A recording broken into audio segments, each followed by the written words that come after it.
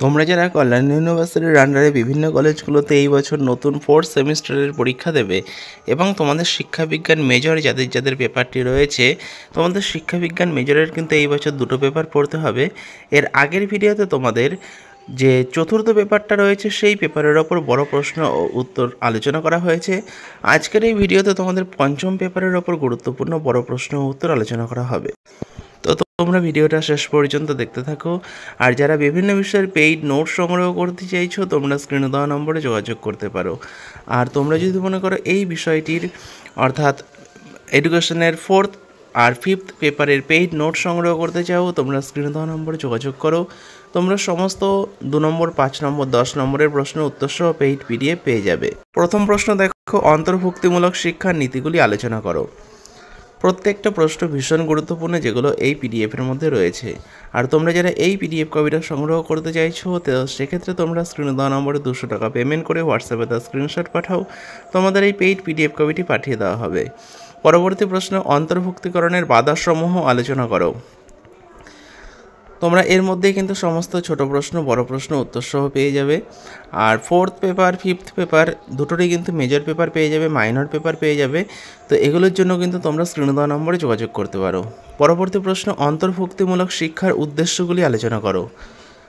তো একটা ভিডিওর মধ্যে কিন্তু তোমাদের সমস্ত প্রশ্নের উত্তর আলোচনা করা সম্ভব নয়, তাই তোমরা কিন্তু চ্যানেলটা অবশ্যই সাবস্ক্রাইব করে রেখো। তোমাদের যে পরবর্তী পার্ট রয়েছে, পরবর্তী প্রশ্ন উত্তরগুলো আলোচনা করা হবে। পরের প্রশ্ন, অন্তর্ভুক্তিমূলক শিক্ষার প্রয়োজনীয়তাগুলি লেখো।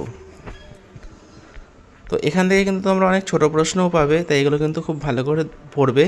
দুটো দুটো করে পয়েন্ট তোমাদের পরীক্ষায় আসতে পারে 2 নম্বরের হিসাবে।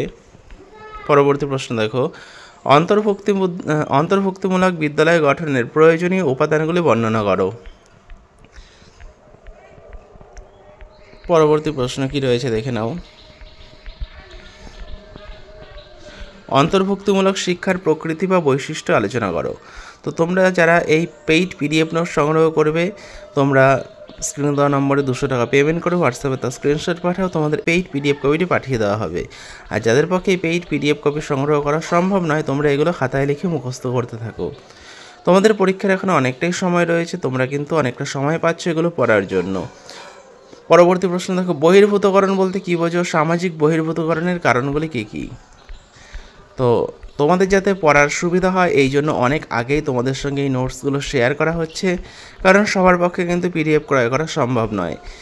আর যাদের পক্ষে পিডিএফ ক্রয় করা সম্ভব, তোমরা কিন্তু স্ক্রিনে দেওয়া নম্বরে যোগাযোগ করে এই নম্বরে 200 টাকা পেমেন্ট করে তোমরা এই পেইড পিডিএফটি সংগ্রহ করে সেটা প্রিন্ট আউট করে পড়তে পারো।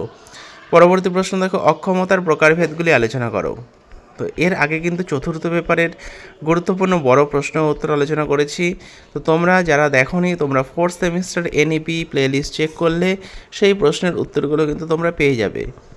তো এইভাবেই কিন্তু সমস্ত বড় প্রশ্ন, ছোট প্রশ্ন এই চ্যানেলে আপলোড করা হবে। তাই চ্যানেলটি কিন্তু অবশ্যই সাবস্ক্রাইব করে রেখো, পারলে ভিডিওটা বন্ধুদের সঙ্গে শেয়ার করে দিও। পরবর্তী প্রশ্ন দেখো, সংশোধনমূলক শিক্ষণে শিক্ষকের ভূমিকা লেখো।